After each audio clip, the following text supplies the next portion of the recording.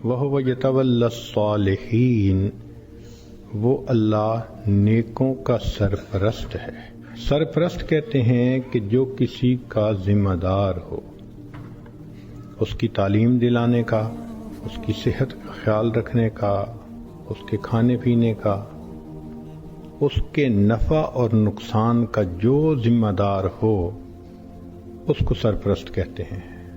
مثال کے طور پر بیٹا ہوتا ہے تو باپ اس کا سرپرست کہلاتا ہے۔ کئی مرتبہ باپ فوت ہو جائے تو یا دادا اس کو سرپرستی میں لے لیتا ہے یا چچا سرپرستی میں لے لیتا ہے، مگر سرپرست وہی ہوتا ہے جو اس کی ہر چیز کا ریسپانسیبل ہو۔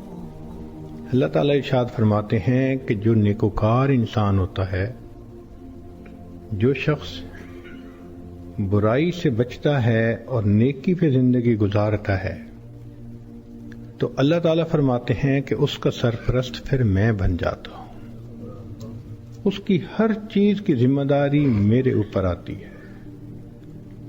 اس کو ایک مثال سے سمجھ لیجئے کہ ایک چھوٹے بچے نے دوسرے سے کہا میں نے حج پہ جانا ہے، تو دوسرے نے پوچھا کہ یہ بتاؤ کہ تم نے اپلیکیشن بھری؟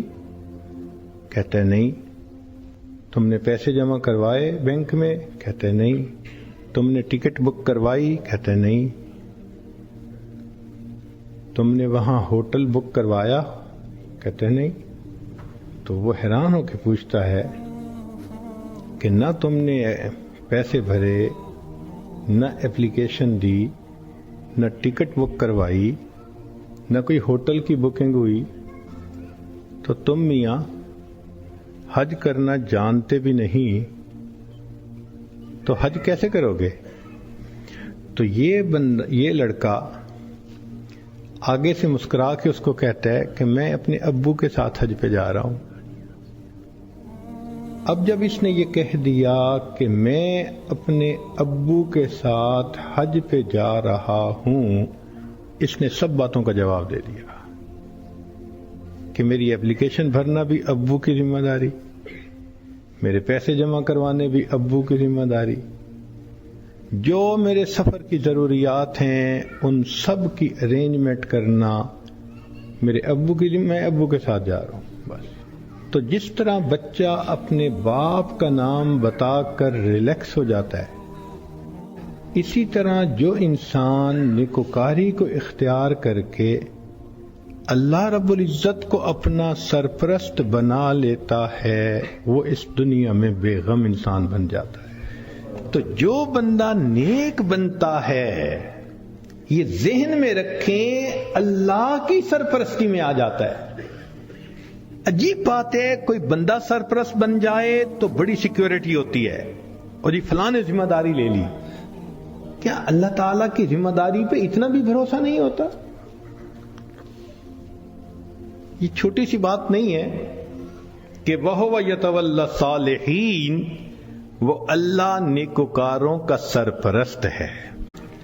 ہم گناہ کر کر کے اپنے آپ کو اللہ کی سرپرستی سے نکال دیتے ہیں، اور جب سرپرستی سے نکل جاتے ہیں اللہ حال پہ چھوڑ دیتے ہیں، جاؤ تم جانو تمہارا کام جانے، ہماری تو مانتے نہیں۔ پھر شیطان ہمیں بہکاتا ہے، لوگ بھی دھوکے دیتے ہیں، امیدیں توڑتے ہیں، بندہ دنیا میں دھکے ہی کھاتا پھرتا ہے۔ ہم سے زیادہ کون پاگل ہوگا کہ جس کے ساتھ اتنا بڑا اللہ نے وعدہ کر لیا اور ہم اس وعدے سے فائدہ نہیں اٹھا پا رہے؟ ایک بچہ بھی ہم سے زیادہ عقل مند کہلائے گا۔ کیوں ہم پریشانیوں کی زندگیوں میں پڑ گئے ہیں؟ اس لیے کہ نفس کی خواہشات پوری کرتے ہیں۔ تو نفس کی خواہشات پوری کر کے، گناہ کر کے اللہ کی سرپرستی میں نکل جانا، یہ کہاں کی عقل مندی ہے؟ تو راستے زندگی گزارنے کے دو ہیں، ایک ہے نیکوکاری کا راستہ، ایک ہے بدکاری کا راستہ، منمانی کا راستہ۔ اگر آپ غور کریں تو آج کے دور میں منمانی کی زندگی گزارنے والے بہت زیادہ، اور ہر حال میں اللہ کی مان کے چلنے والے بہت تھوڑے۔ نتیجہ کیا ہے؟ مسائل حل نہیں ہو رہے، پریشانیاں بڑھتی جا رہی ہیں، ادھر ذلت ادھر پریشانی ادھر پریشانی، اس کی وجہ یہ ہے کہ ہم نے اپنے آپ کو اللہ کی سرپرستی میں دیا ہی نہیں ہے۔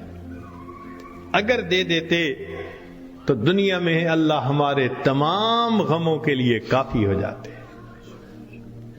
ہماری مثال تو وہ ہے کہ کوئی بلینر انسان ہو اور اس کا بندہ چپڑاسی کی نوکری کے لیے درخواست دیتا پھرے، تو ہر بندہ کہے گا یار تمہارا باپ تو بلینر ہے اور تم پی این کی جاب کے لیے درخواست دے رہے ہو، سویپر کی جاب کے لیے، یہ کیا؟ وہی حال ہے۔ اللہ تعالی ہمیں اپنے سرپرستی میں لینے کے لیے وعدہ فرما رہے ہیں اور ہم اللہ کے وعدے پر آنے کی بجائے خود دنیا کے جھمیلوں میں اپنے رزق کو تلاش کرنے میں لگے ہوئے ہیں۔ اور جب تک ہم اللہ کی سرپرستی میں نہیں آئیں گے ہماری پریشانیاں ختم نہیں ہوں گی۔